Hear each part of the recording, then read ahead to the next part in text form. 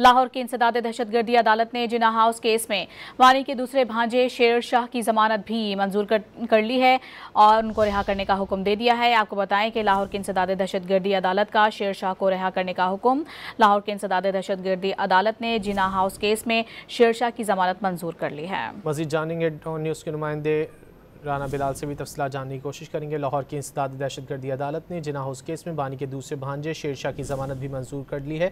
तफसीलात जान लेते हैं राना बिलाल से। राना बिलाल बताइए। जी, लाहौर की इंसदाद दहशतगर्दी अदालत ने जिन्ना हाउस केस में बानी पीटीआई के भांजे शेर शाह की जमानत मंजूर करके उन्हें रिहा करने के अहकामात जारी कर दिए हैं। एटीसी के जज मंजर अली गिल की जानिब से ये फैसला सुनाया गया है। आज जो शेर शाह है उनके वकील राना मुदस्सर के ने अदालत के रूबरू ये दलाइल दिए कि शेर शाह के खिलाफ पुलिस फाइल पर कोई बयान मौजूद नहीं है, जबकि 28 माह तक ये गिरफ्तारी नहीं की गई। अचानक पुलिस ने शेर शाह को गिरफ्तार कर लिया।